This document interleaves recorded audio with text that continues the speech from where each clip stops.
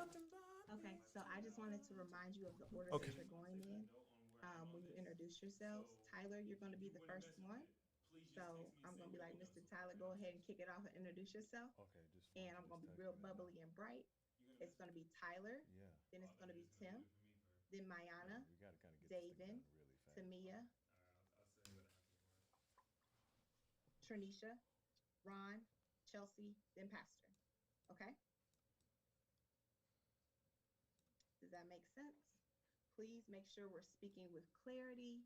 Make sure that we are enunciating. Make sure we have our, you know, Pastor. Um, you muted that. What's up, everybody? Hello.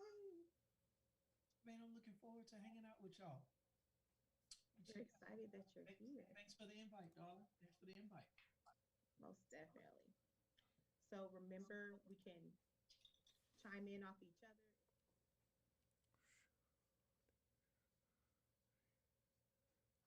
Remember to flow freely in the conversation. If Mr. Ron says the dope point and Tyler, you want to jump in, do the same thing. If Pastor preaches heaven down and Tamia, you want to be like, Amen, I agree, Pastor. Did you think of this? Do that too. But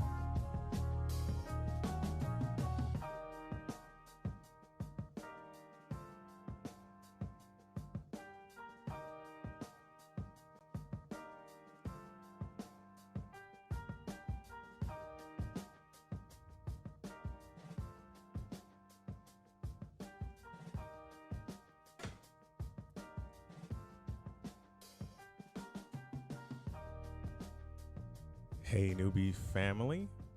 Welcome to Your Voice, Your Vote Youth Panel. What you're about to listen to is a panel discussion with our youth ministry and our special guest, Dr. James L. Jackson, Pastor Chelsea Goodlow.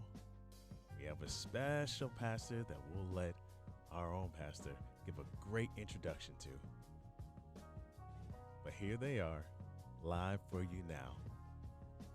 Welcome to the Your Voice, Your Vote Youth Panel.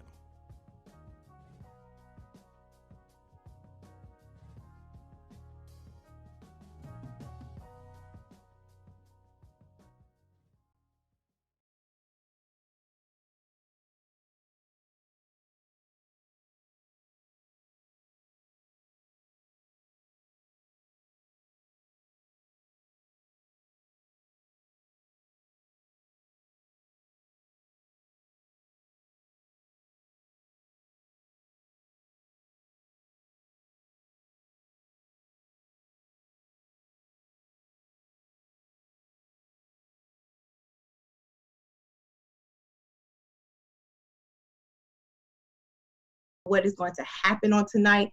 This conversation is going to encourage you. It's going to enlighten you. It's going to inspire you, inform you.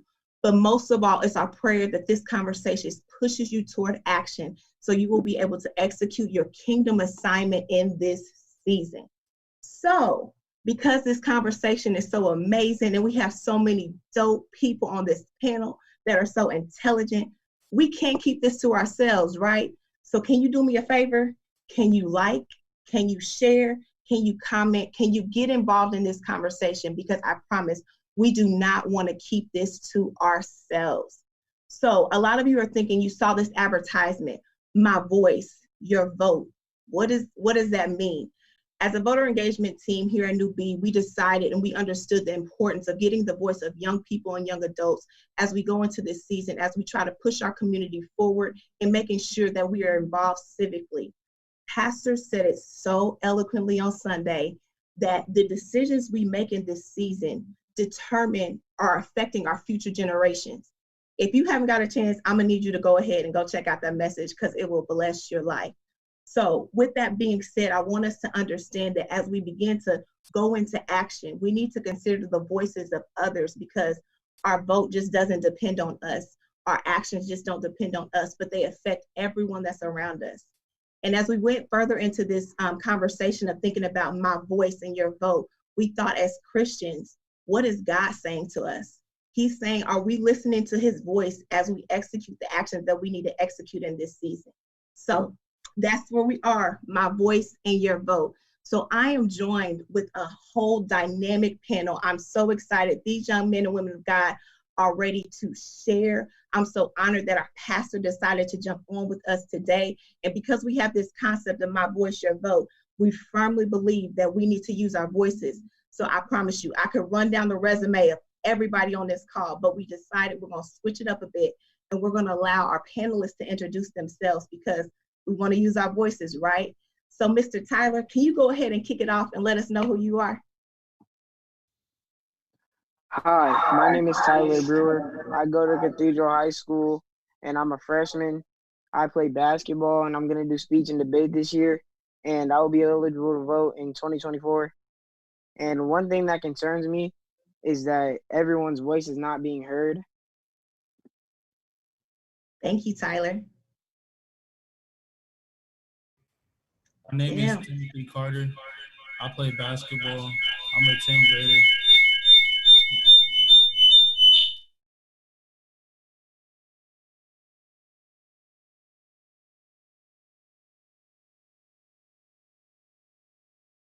I think we lost you there for a second, Tim. We can come back to you if we need to. Thank you. Mariana? My name is Mayana Perry. I go to Cathedral High School and I am a sophomore. I do band and speech and debate and tennis. I will be voting in 2023 and my concern is how I'm perceived as too white because I am educated or articulate.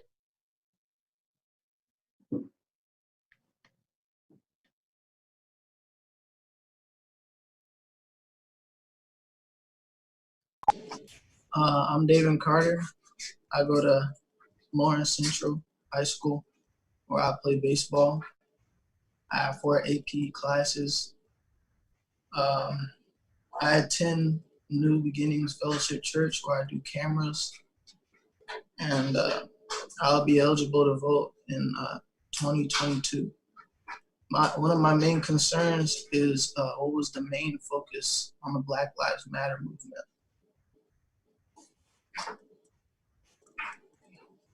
Tim, can you try again for me?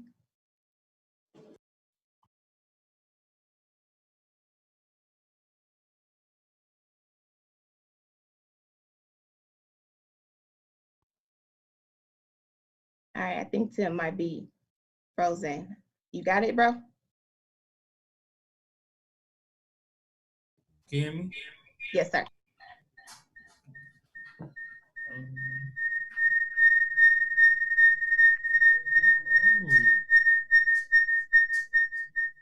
My name is Timothy Carter. I play basketball at Best Choice. I attend New Beginning Fellowship Church. I'm a 10th grader at Lawrence Central, and one of my main focuses.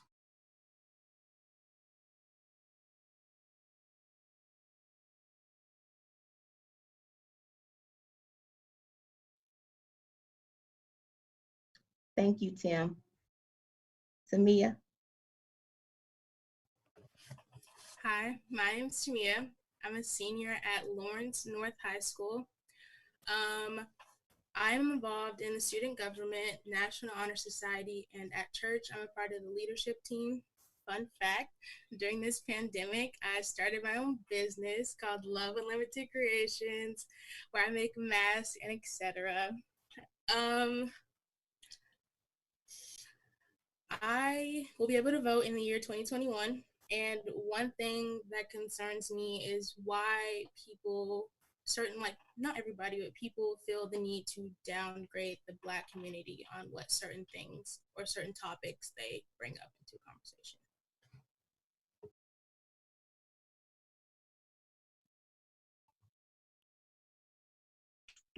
Hi, my name is Trinisha English. I am a proud graduate of Warren Central High School. I became eligible to vote in the year 2008. Currently, I work as a director of program for a local nonprofit and sit on a board of another nonprofit in the community. I have been a member of New Beginnings Fellowship Church since 2007, a proud member. And excited to be on this panel today and learning more and sharing.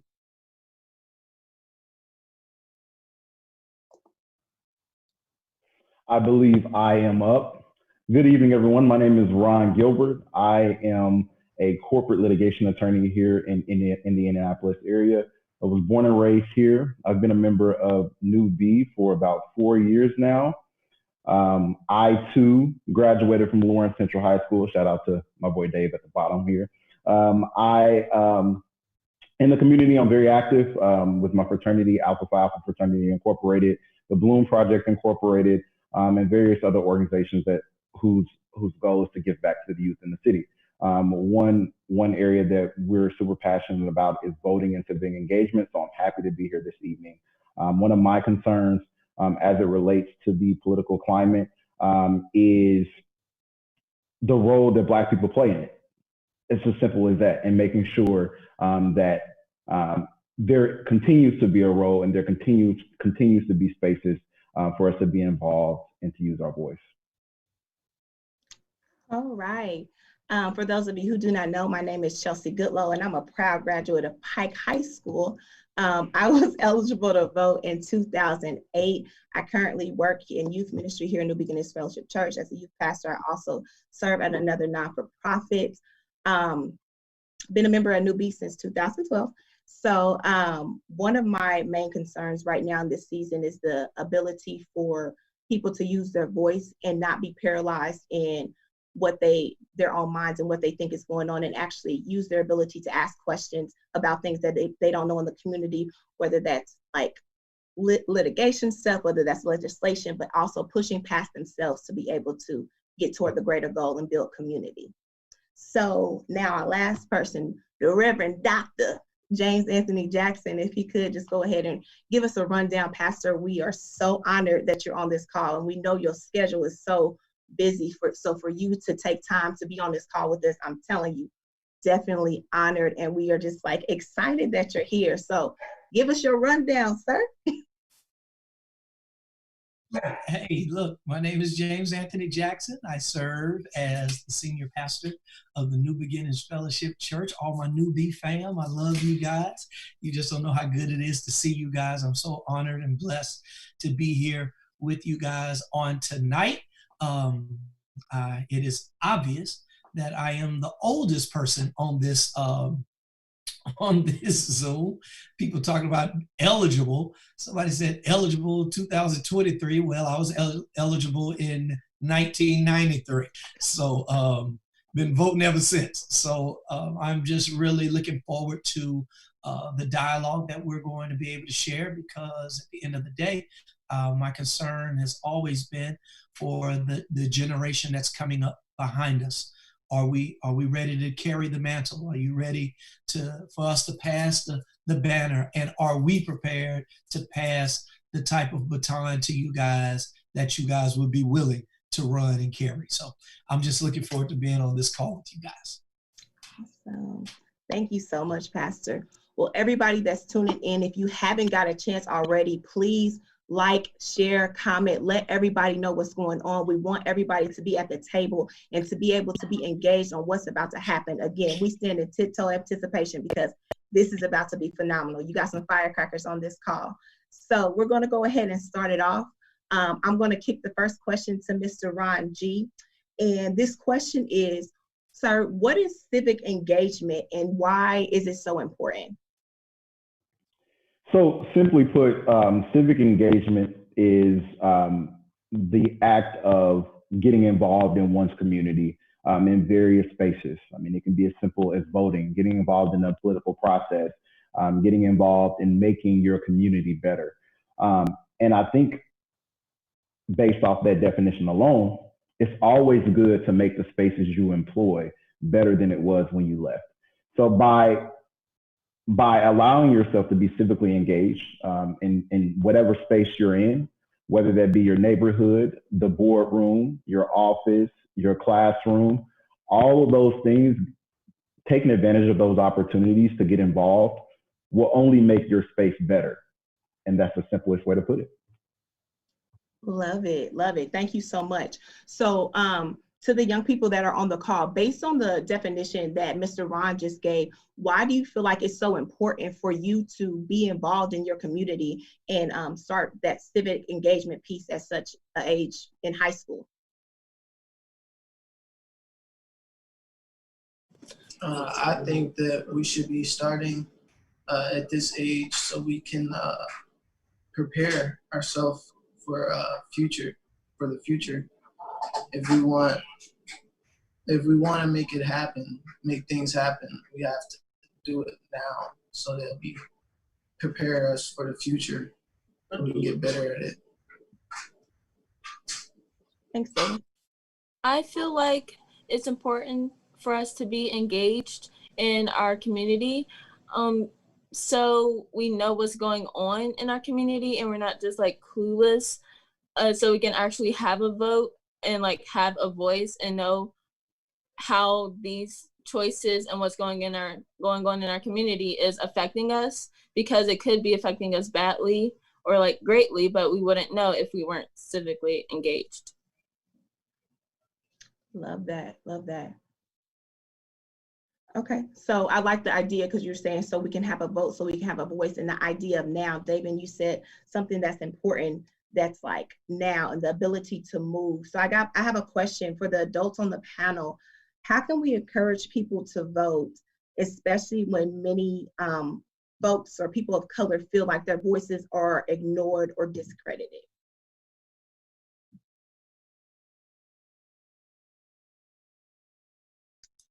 Yeah, I think that's a good question. It's a really heavy question on how can we encourage folks to vote, especially when oftentimes it's easy to get discouraged, right? And I just think the cost of not voting is so severe. There's so many levers that it controls. I think we focus a lot on national elections, which are extremely important, but there are a lot of things that we can control on local levels, and we can hold our local politicians accountable to the things that are happening in our community. Do we have potholes on our streets that are not being filled? Do we have schools in our community that are not being funded correctly? And we need to make sure that we're putting people in place that we not only can hold accountable, but that value our voice. So if you feel like your vote doesn't matter because your voice is being ignored, you need to think about who you're voting for and make sure that you're electing people who do value your vote. I'll sort of piggyback off of what Ms. English just spoke on. And I think what she just said decreases the amount of space between the citizen and the elected official, right? I think Trinisha said we focus too much on national platforms, where at the local level, those are the things that are going to affect you, but not just putting people into positions that will represent you well, putting people in these positions that are from your individual communities. I was reading an article not too long ago about a CEO who managed by way of roaming around the workspace. That same sort of model can be included in government. Electing city officials who manage or govern within their specific communities, in barbershops, in churches, in spaces where their constituency is.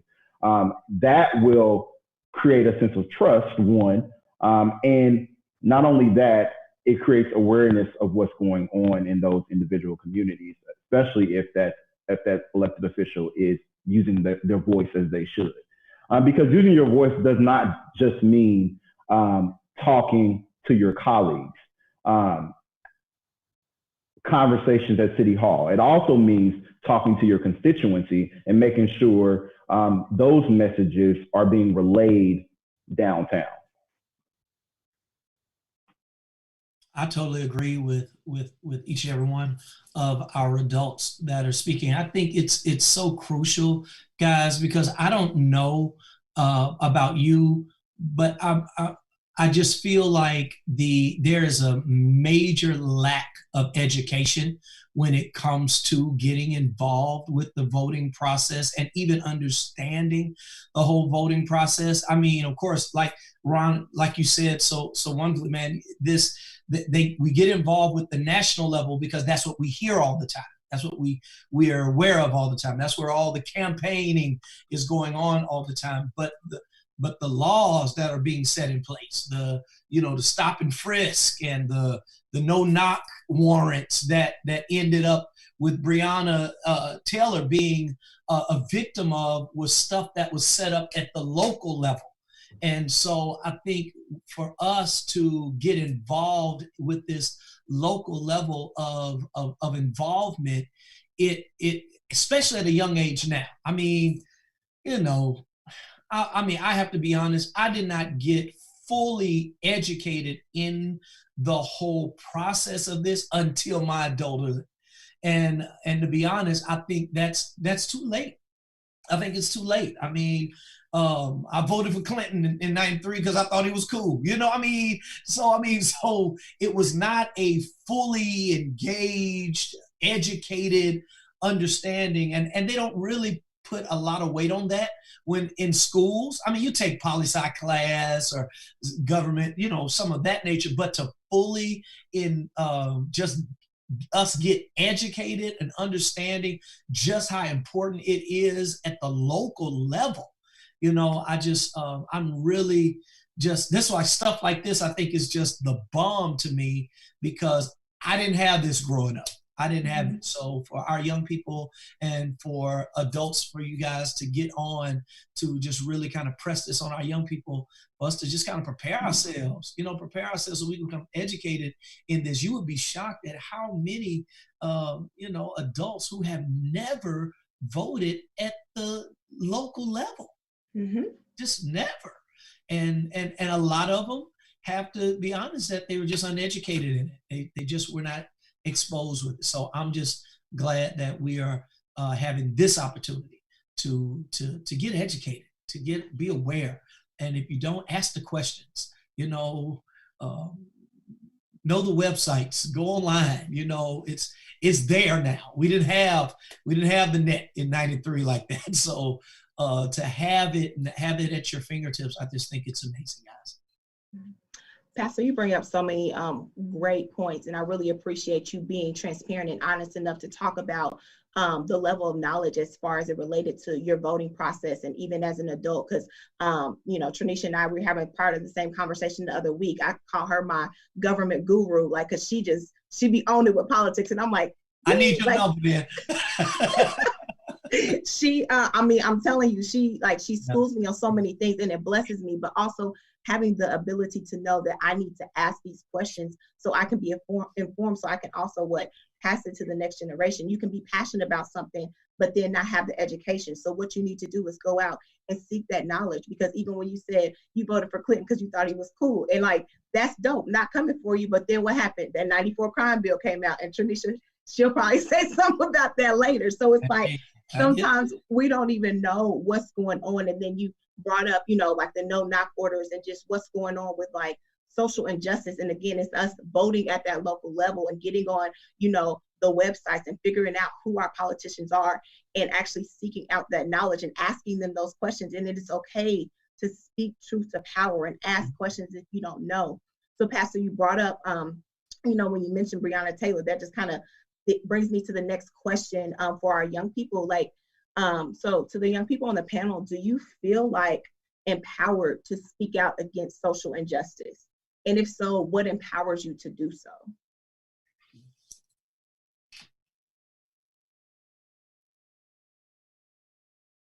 I would say that I feel empowered because I feel like, as anyone that knows how long this has been going on, and nothing really changed, I feel like anyone would be empowered to speak out against social injustice, because it's simply unfair. And you really have to educate yourself on social injustice to as I said, to have a stand in it, because someone who doesn't really know what that is, they probably won't have much of an opinion of it, but I know what it is, and I am passionate about it. Thank you, Mayana. I would say that the reason why I feel empowered to speak up against it is because in the future, and even now, I would have to deal with it.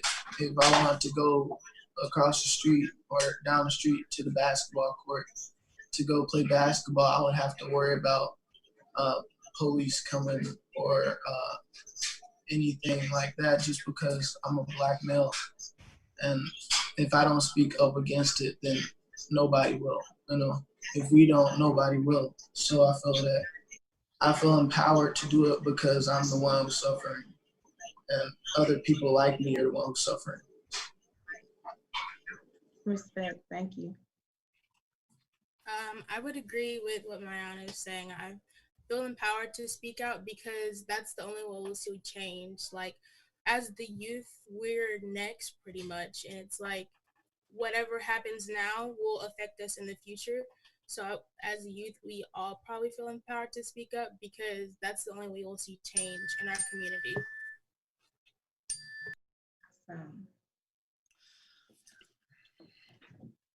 I say that's so powerful, and it's so encouraging to hear the younger generation say that.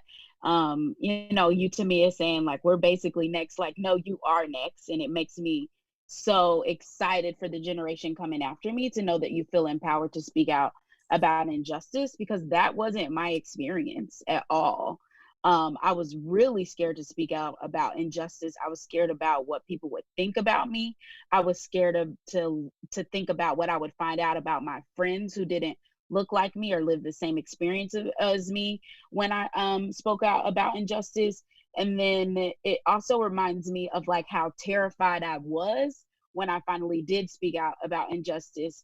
I'm a graduate from Indiana University, and towards the end of my time there, I realized that in a state like Indiana, where 13% of our population at the time was African American, only 4% of African Americans were being admitted into Indiana University. So I organized a protest and we stood outside the provost's office. And I remember being so terrified when I got an email from the provost and the president of the university. I was like, they're going to kick me out of school because I decided to speak up and use my voice. So it's really encouraging to me to know that you all feel that way. And it just makes me, it empowers me, right? So I want you to realize the impact that you're having on older folks by saying that, because it empowers me to continue to speak up, so that what I'm handing back to you is a society that is used to Black folks speaking up and talking out about injustice. That's awesome. Thank you. It's biblical, guys. That's what's so encouraging. It's biblical. We hear the stories that, of Daniel and the 3 Hebrew boys. They were literally Hebrew boys. They were teenagers, and to see what kind of difference that these young people made at their age, to see that at that level. This is as you said, Tranisha, you are next. You are it. You are it. And this is just the time now where you guys are perfect at the right age, where you're already not scared of much at this age. You have that energy, that fierceness about yourself, and so why not use it now to make sure that you're able to stand and help be a voice to those who have no voice. Mm-hmm. Thank you so much. Go ahead. Even if there was any inkling of fear about speaking up and speaking out against injustice, the more people who get involved in speaking out and providing advocacy, the easier it will be for future generations. And I think that is what encouraged me. People like Tranisha, other leaders who have spoken out against injustice. Like Tranisha created a whole movement at IU they're probably still feeling the effects of it today. Everybody knows about the 4%, and that started with Tranisha. But because of that, because people before us have spoken out, have been advocates, it makes it easier for me to do the same. For example, you can relate this to what's going on with the world and what happened with Colin Kaepernick, or Kaepernick, however you pronounce his name. Today, companies are yelling Black Lives Matter. Teammates, teams, colleges, there are boards that I sit on who have issued statements.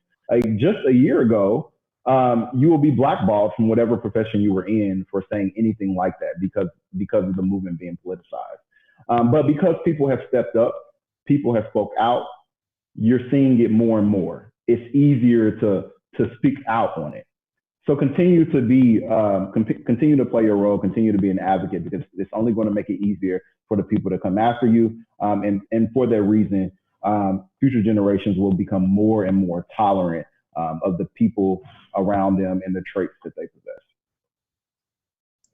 Awesome.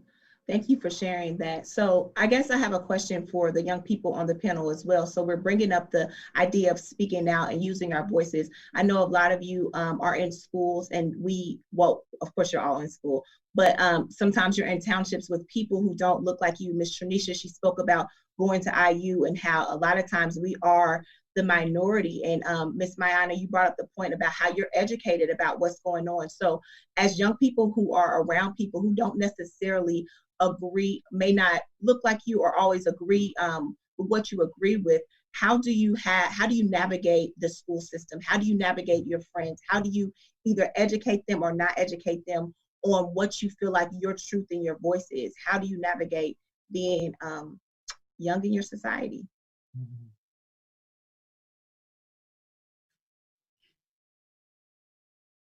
Well, when I encounter someone who doesn't have the same viewpoints as me, I'm not gonna disrespect where they're coming from because it's their opinion and I have my own opinion. But I will make sure they are educated enough to make that choice or opinion, because they can't generalize it because someone did one thing that's great. They can't say that they're a good person or something like that. like for example. And so when I that happens a lot in my school, I feel like someone hears something great that happens and then they just generalize it as like one great thing when that's not necessarily the case. And I do my best to educate myself on what's going on, especially with the elections and what our president is doing, because yes, it will affect us and it will affect me because I'm the next generation. And so I want to make sure that like my opinion will and can educate others, and what I know, like the facts that I know. So yeah. That's good. David, were you about to say something? No, I wasn't gonna say anything, but can you like explain the question more? Sure. So and thank you so much for being awesome enough to say explain the question more. That's the type of conversations we need, and I thank you for feeling safe in this space to do that. Basically, as a young Black male who believes, because for instance, your topic of concern was the idea of the concept of how Black Lives Matter, right? So as a person who goes to school with people who are different than you, how do you interact with people who have different opinions than you? How do you either educate them or not educate them as far as what you believe in either your life mattering or your hearts or your concern toward topics that are going on in your community? Because they may see what's going on in your community as something totally different. So do you engage in those conversations? Do you leave it alone? Do you just kind of bottle it up? Or do you actually talk to people and try to educate them on your perspective? I leave it alone sometimes. Really, I don't have like a lot of engagements with people who don't really think of it that way. A lot of people understand, but I don't really talk about it that much to a lot of people. And people don't talk about it to me, but if somebody did think differently than me, then I would try to talk to them and tell them to be in a person's shoes and be in their position, that if you still think that it's unfair, or if you still have like a different perspective on it, then you know, that's that. But you gotta just look at it from their point of view. And that's what I would say to them if they had a different concept of it. And guys, how childish would it be for people to knock you or disassociate themselves from you because they don't agree with you? You know what I'm saying? I mean, the reality is that's what makes us who we are. I mean, everybody have their differences. I was on the baseball field, right? I'm on the baseball field with my son, and so of course you got people in there all different opinions about COVID, right? So one parent comes to me and I guess just automatically assumes that I think that this whole mask wearing thing is preposterous. And I'm thinking, first of all, you're gonna have to back up because you don't have a mask on. I'm gonna need you to get your distance, first of all. And two, I had to make it very clear to them. I was like, hey, look, it's not personal, but in my profession,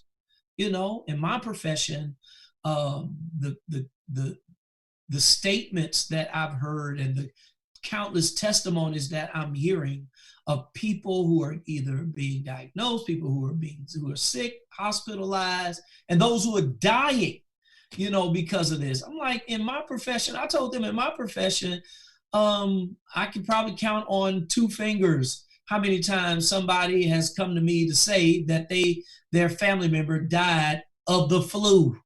You know what I'm saying? I mean, of course, I know that there are many strands of flu and people are dying, but the reality is for people to say this is just another part of the flu and they're making a big deal. No, I've been in this ministry for almost 30 years, and the reality is I have not heard anybody say they died of the flu.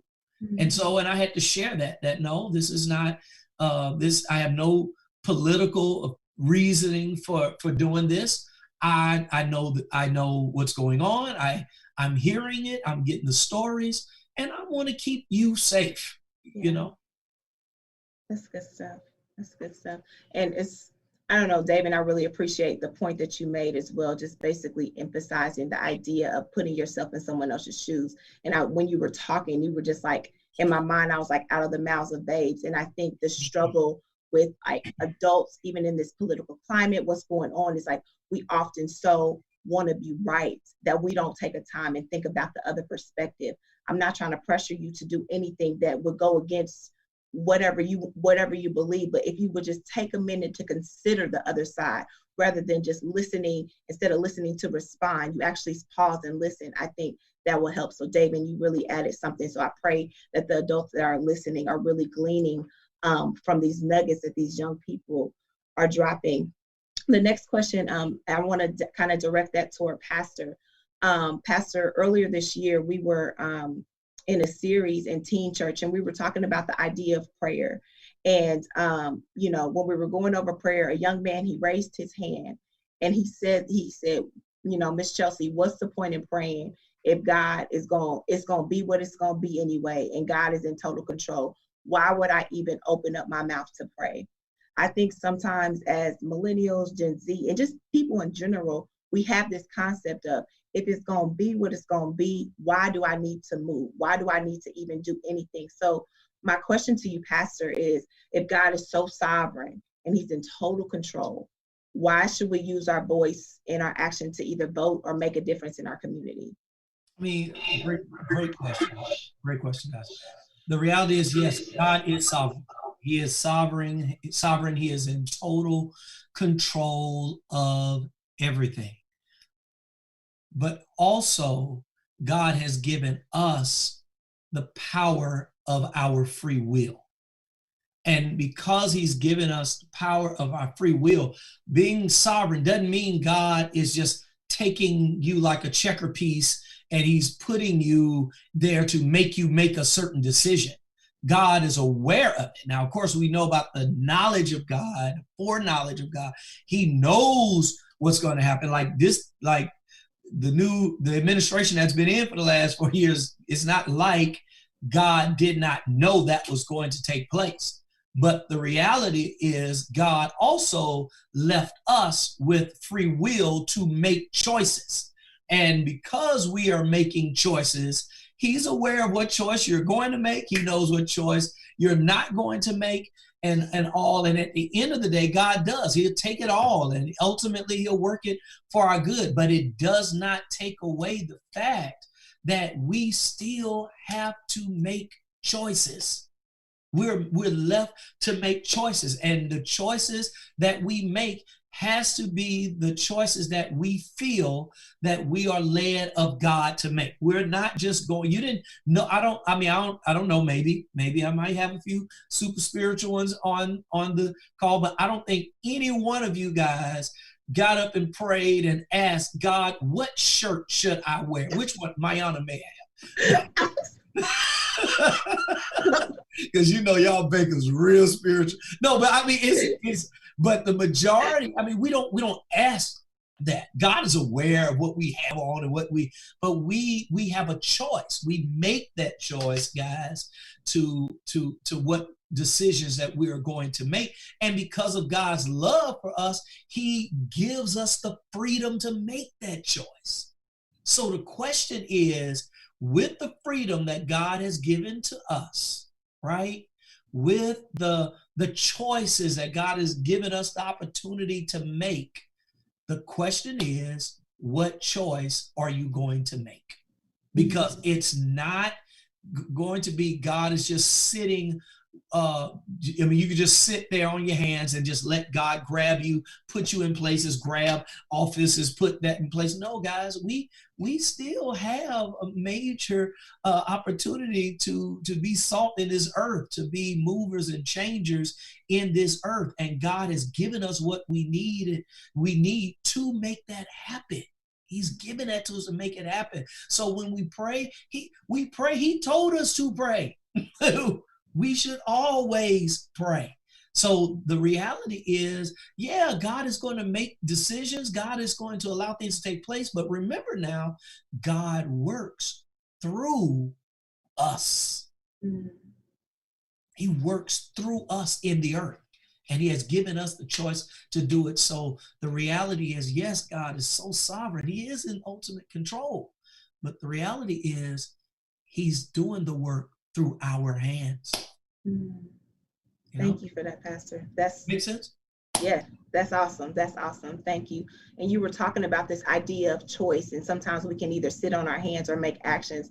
So my next question is coming toward Miss Tamia, because in this season you did something that's so dynamic, that something that people normally would not do, especially you being in high school. So I'm so proud. So you use your voice, your time, your talent, and you created and you started your own business. So what would you say to people that are your age that might have felt, you know, paralyzed or confused or just unsure? Like, why did you make the choice to start your own business during the season of quarantine?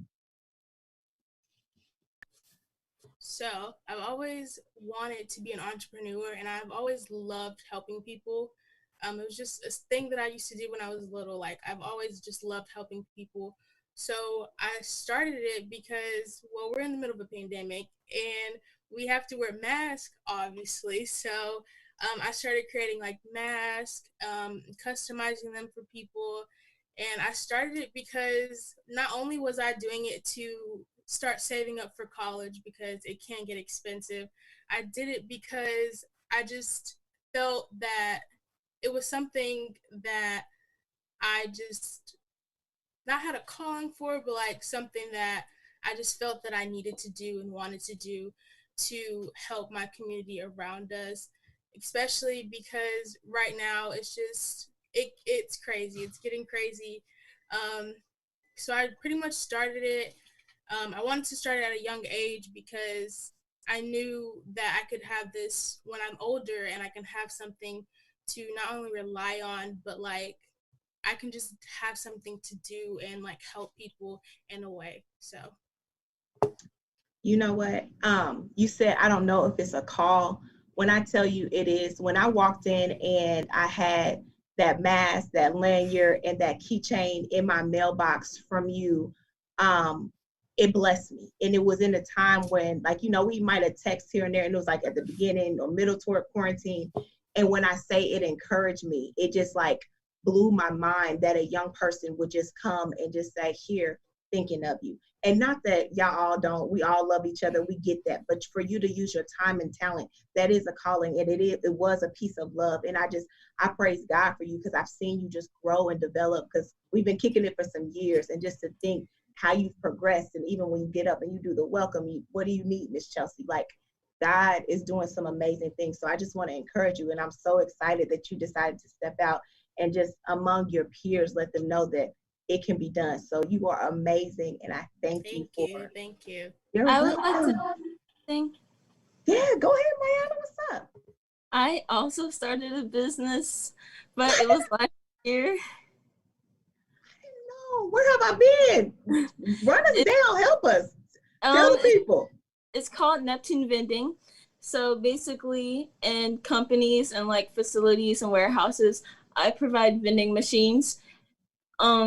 It's been kind of different during quarantine, because not a lot of people use vending machines because, you know, the sanitizing and stuff, which is okay. But so I provide vending machines for like the employees, and it's kind of different because it's mostly healthy food for some people, like schools, because not a lot of schools want to promote like junk food and candy. And so I just try to like make it to where it fits the branding of the company. I'm so proud. I feel. Bomb. What'd you say? You said bomb.com. These newbie kids, boy, y'all the bomb. Off the hook. Wow. So the next question I want to kind of shoot toward is toward Ron. So Ron, you're involved in a lot of different things. You've heard a lot of the concerns of our young people and things of that sort. So like you're a educated young Black male, how would you encourage your peers, your male peers, to get involved in the community and push past self and actually get connected? It's a great question. There are several organizations that come to mind as it relates to building the community in general. As it relates to Black males, you have multiple mentoring organizations and opportunities. For example, I'm involved with the Bloom Project. They're always looking for mentors and people who can help out and people who want to get involved. So if you could find an organization that serves the youth, I think that's a great way to get involved, whether that be your church, a ministry, whether that be outside organizations such as the Bloom Project, or whether that be whether it just be a one-off opportunity for you to go out and give some of your time. Even if you cannot get involved with an organization, if you're blessed to have a family and you have cousins or young people that you are regularly in contact with, reach out to them. I can think of my own family. I have so many little cousins, and that is just another opportunity for me to touch the next generation and to allow them to grow and glean some of that wisdom that I've been able to obtain over the years. So an organization, your family, a young person that you can get involved with. I think those are excellent ways to get involved with the community. And then as it relates, not just mentorship, if you want to use your voice, of course, get involved with the political process. But there are also events that are regularly happening. Like today, I think there was a town hall today as it relates to Indiana Ave. And I think it was at the same time as this. Well, that live session will be available after this. But I mean, there are going to be other opportunities like that you can get involved in, especially those things that will affect you, especially opportunities to get involved with your own community. So there are various ways. My favorite is youth, is the youth. I just love working with the youth because one, I can still kind of relate to them because I'm still a young professional. So they tend to like the same music as me. They tend to wear the same clothes as me.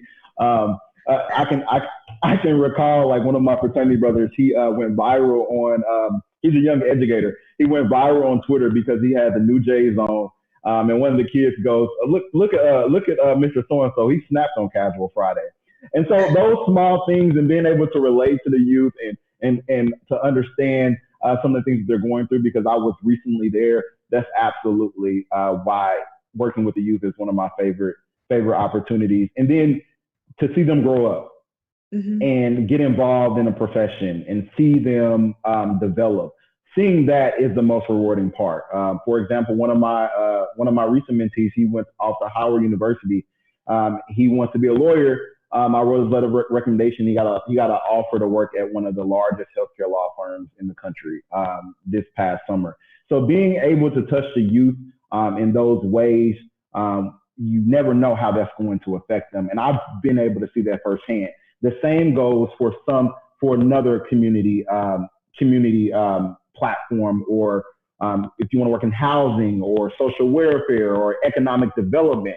Figure out what your passion is first, and then think about what you do on a daily, and how can you use your tools and blessings and gifts to pour into your specific community in your spare time. I love that.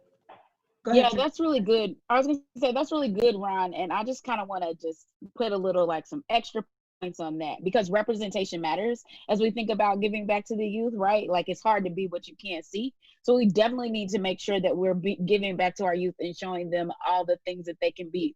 I also think it's really important that we make sure that we are serving our community, because we have the connections and we know how our community wants to be and needs to be served. And so often outside organizations come in to try and impact communities, and it's not sustainable, it's not collaborative, and it's not what the community needs. So it's important for us to get involved in those things, because we know it is our community. We saw how our community was impacted by COVID, right? And it's going to take us being involved to make sure that our community's needs are being met in the way that benefits our community most.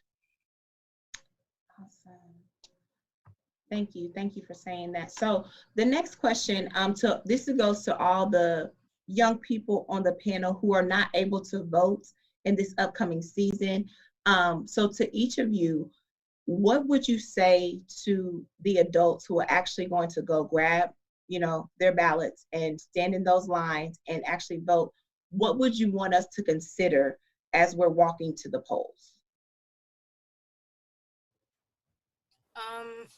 I would say I want them to consider their options, because sometimes, or you might feel like people are out there, they're going to the ballot and they're voting on people who they think looks best in the office, but not what they're going to do to make that office better. So I want them to consider their options and not just vote on who overall they think looks best in the office, and just listen to what they have to say and what they're going to bring to the table, on how to make just things better for us. So I would say that I wouldn't want you to consider what's Republican and what's Democrat, but to focus on how good a person is. Republicans and Democrats is just something that doesn't. It's just a party, but what I think that we should choose who's gonna treat us right and who's gonna look out for us in the long run. And, that doesn't have anything to do with Republican or Democrats.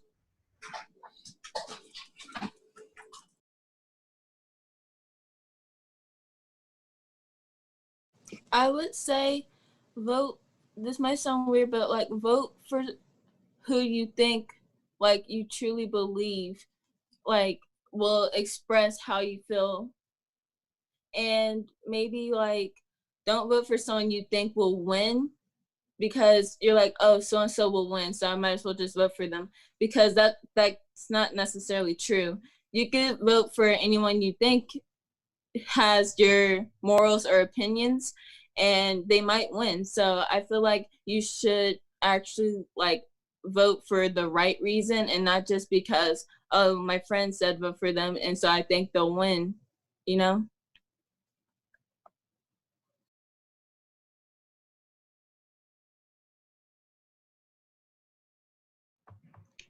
Tyler, what do you want people to consider when they go to the polls to vote? I want them to consider that the decision that they're making is gonna affect the people behind them, because it's about that time where the next generation is gonna be able to vote, and it's affecting us. The decisions that the people in office are gonna make, it's affecting us.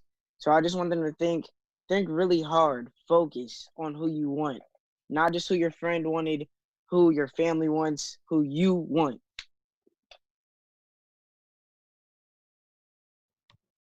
Thank you. Tim, what you want us to consider when we go vote? I would just say, like, I agree with David and when he said don't focus on like Democrat or Republican, because just like nobody thought Obama was gonna be a good president, but then like he came out with Obamacare and he had and stuff. But then a lot of people thought Donald Trump was gonna do good, but turns out he really didn't. Thank you, Tim, for adding what you had to add. Man, so Mr. Ron, Y'all still get to answer that question? Yeah, I'm coming to y'all next. Mr. Ron, Tranisha, Pastor, Bishop, what y'all want people to consider? What y'all want people to consider? I'm off mute, so if y'all don't mind, I would love to go first. I think what people need to consider when they go to the polls is what the person you're voting for, what does that position actually control? Like, what are you actually voting for this person to do? A good example of that is the defund the police movement. We don't have to talk about how you feel about it, but people are pressuring the presidential candidates to take a stand on that. That's great if presidential candidates take a stand on it. It's awesome. But the person we need to be asking to look at police reform, look at how we're funding our police, our city councilmen, and our mayor. Like that can be controlled at the local level. So really understanding, like, what does the county coroner do? What does the county assessor do? And what does that mean? Like, what are these people that you're electing to the school board? What do they actually have the power to do? And are they a good fit for that job? So it really goes back to David and Tim's point about it doesn't have to be about Republicans or Democrats, but about who actually has your best interest. What is the job that they are interviewing for? Because that's what this is. And are they a good fit for that job? I think that was great. I don't have much to add other than looking into their political past. A lot of candidates you'll see will already have experience, and that doesn't mean that people without experience won't make great elected officials. I'm just saying if that information is readily available, look into that as well, and that'll sort of give you some insight on how that person moves. Obviously, people learn, they develop, they change, and so you have to still take that information with a grain of salt.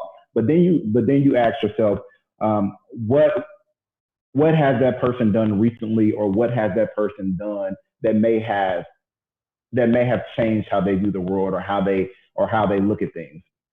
In any event, my point is, if they have experience, look at their political past and see what they've done in the past, how they move, how they shape, and figure out if that aligns with how you believe your elected official should represent you. You know, I'll just tag this on really. The question that I ask any politician that wants to give some time, and I may sit and talk to, the question is that I ask them is, what will you being in office do to help those who don't have the power to help themselves? What are you going to do to help? Yeah. That's why, if you notice, you guys, you could probably count on 1-2 fingers how many people have ever come to New B standing up, speaking, because at the end of the day, my first thought was, I can care less about your political affiliation, what side you're on. I care about the people who are sitting in that congregation. I care about people. And if you are not going to do anything to help the people, we can care less about your interest in our vote.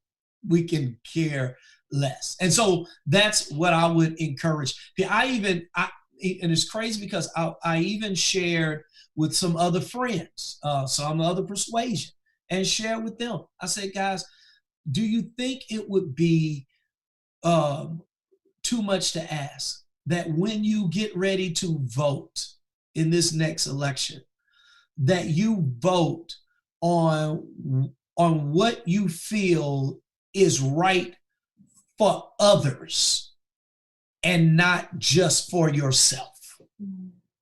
Because many people are making decisions because it's, what are you going to do for me?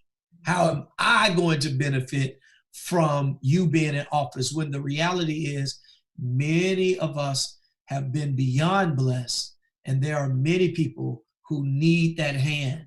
And what are these people going to do to help those who need a helping hand? Awesome. Thank you so much for saying that.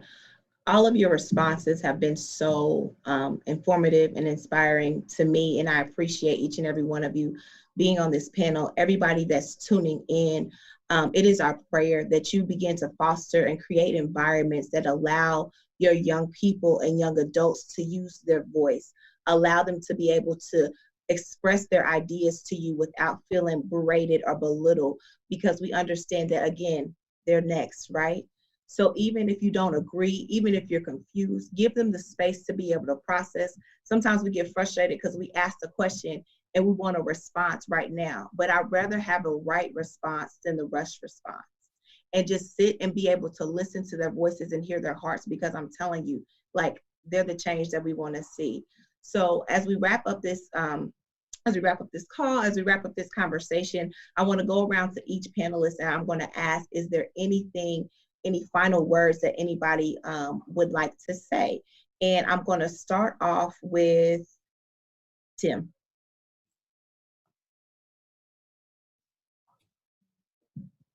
If you don't have final words, it's cool, but yes, sir. No, ma'am, I don't have any final words. All right. Tyler. I do not have any final words. Thank you.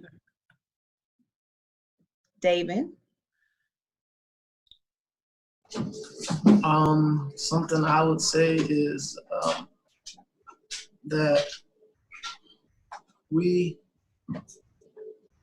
basically, what I'm trying to say is that we need to watch our surroundings. There's a lot of injustice, as you know, and most of it is police brutality and aimed at Black people. And we have to.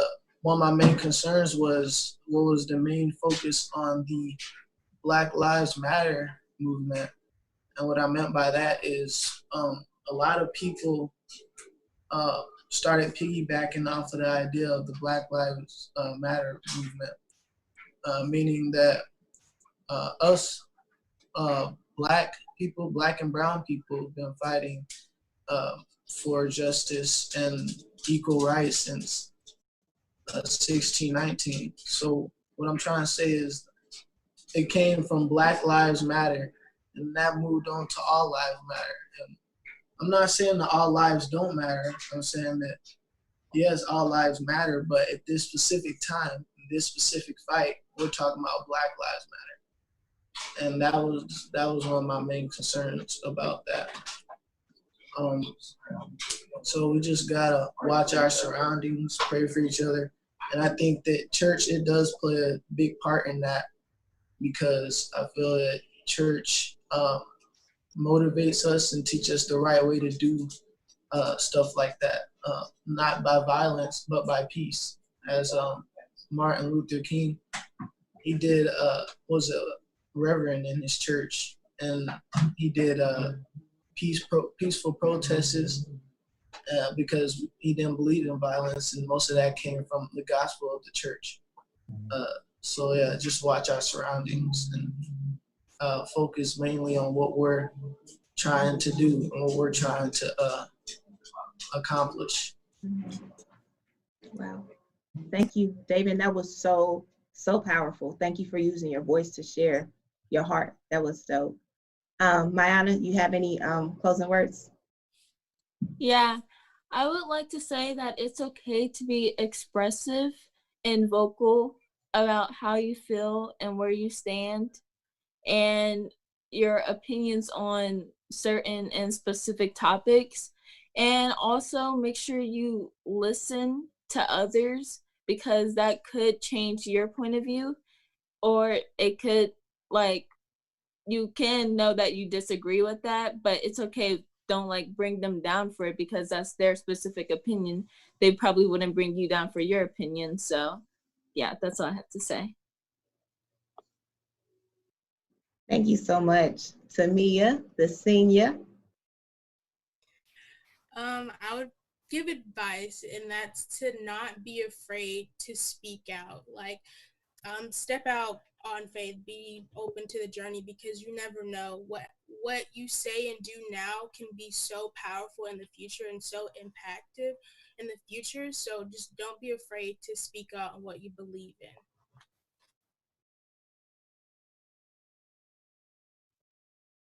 Tranisha.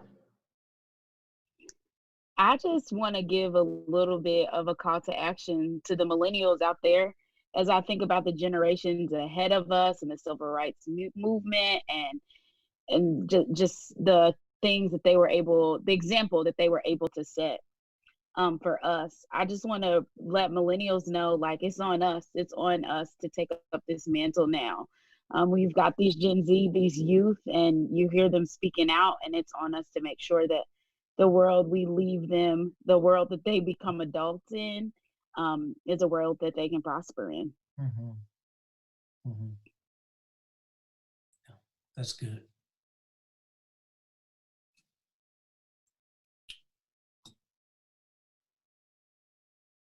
Ron. All right, I wasn't sure if I was up. I just have a few things to say just to wrap up. First things first, we're moving away from respectability politics. Excellence displays itself in so many different ways. I don't have to be wearing a suit to show how smart I am. Pastor is here with a hat on and a t-shirt. He does not have to wear a suit to show us that he is a great pastor. So we're moving away from that, and we are making space for discourse. Because if we continue to mold ourselves in ways that comports with dominant values outside of the minority, then we'll just continue to perpetuate a system that has been built against us. So I think, that being said, be you in the spaces that you occupy. Be you. And make sure that the spaces that you occupy are outside of your comfort zone. Figure out what your tools are, what your gifts are, and infiltrate spaces that you may not have been involved in previously. My shirt, the shirt that I have on says "We Here Now." It's a movement that one of my older fraternity brothers put together, and it says, his name is Jeff Williams. It says, "We have the momentum. Take action immediately." 2020 has come with social unrest. It has come with a pandemic. But now that people are talking, now that people are siloed in their spaces, use that momentum to take action and do it now. That's good, Ron. That's good. Real good. That's Indiana law. That's Indiana school of law, right? Let's go. IU all day. Yeah. I got a question before I go. Is there, like, if let's just say somebody was listening in today and feels so motivated to say, look, I really want to get more involved, Ron, I want to get more involved in this whole voting process. I want to know more about local government. Is there a particular website that we can go on that we can get, if maybe we can have somebody put that in the comment section, a website that they can go on to give what you were saying, Tranisha, about the job descriptions, about the different people and who these people are, so we can go. I mean, man, that would be one amazing project that some senior school would give all seniors. Look, I want y'all to come back and tell us about all of these people who are running and what did you get from them and what is their job responsibilities. I didn't have that in class, so I was just wondering, do y'all have any of that to offer? So I do, and I want to shout out to the Newbie Voter Engagement Committee, because if I had not been a part of that, first of all, they put on this event, they're a great group of people. So it's through my connections with them that I'm going to be able to answer your question, Pastor. So shout out to them. The first thing that I would tell them to do, first step, is go to indianavoters.in.gov and get registered to vote. The second thing I would tell those people is if you have not completed your census, you need to do so. It happens every 10 years. It is how we determine what gets funded, what doesn't, how many people are in a particular space. It is how we count the population. It is how things like Senate seats and representatives how we figure out how many are there. So it's extremely important. I will also note that there is not a citizenship question on the census. So you do not have to be worried about answering a citizenship question, and any of the information you give in the census can only be used for census purposes. The government is not allowed to share that information out. So register to vote. In the state of Indiana, you must do that by October 5th and be able to participate in this year's 2020 election. And another note, in the state of Indiana, if you if you're a felon in the state of Indiana, you still have the right to vote. Say that. Indiana does not have disenfranchisement law. So if you have been to jail, if you are a convicted felon, you still can vote as long as you are not currently in prison and you are satisfied the requirements of your parole. So that is like the first two things that I would tell those people. Good. The other things that I would say is there is actually a voter poll on the Newbie website that is up and live that folks have access to, that have access to all of the information that I just said, as well as things like indypollworker.gov, where you can sign up to be a poll worker. And the election board has done a really good job of putting together a comprehensive list of what positions are on the ballot here in Indiana this year and what levers or what those people do. So I tell them to check out those things. If we can get somebody to add in the comments or with the repost of this video, that link to that voter poll on the Newbie website, and you should be good there. If not, check me out on social media. I would be happy to point you in the right direction. All right. Good. Tanisha, you are amazing. Thank you. So, because Pastor, you're going to close us out. So I'm going to say my final words and then you're going to wrap us up if that's okay. But again, thank you so much to each and every person who is on this, this panel, to every young person watching, to every adult watching. I want you to know that you matter and that your voice matters. You have purpose in this season.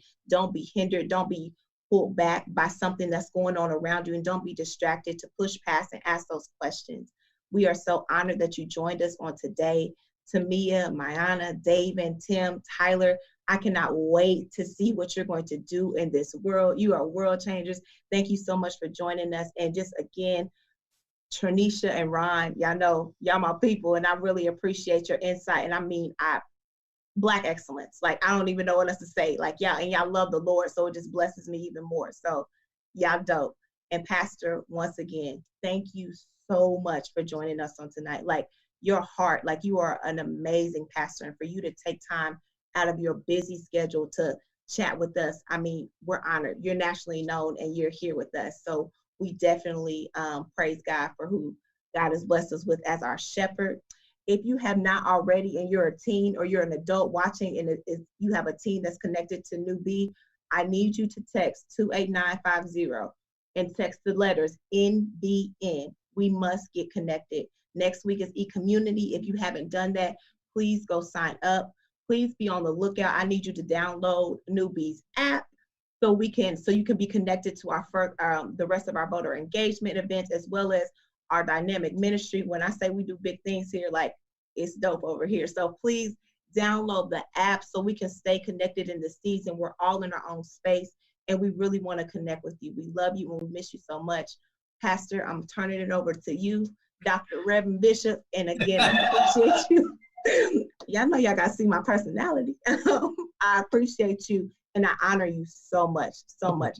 So again, please check the comments. If you haven't already, please sign up to be a poll worker, pollworker.indy.gov. That's very important. We need you in this season. Love y'all. Pastor, I turn it over to you. Thank you. Make sure that you go to newbieindy.org, newbieindy.org. Make sure you go to our website and we have all of that information that you are going to need. We have it on our website. So please get a chance, go to the link. It will give you all the information that you need to get more involved in the voting process. Thank you guys so much. Chelsea, you are the bomb girl. Loves you.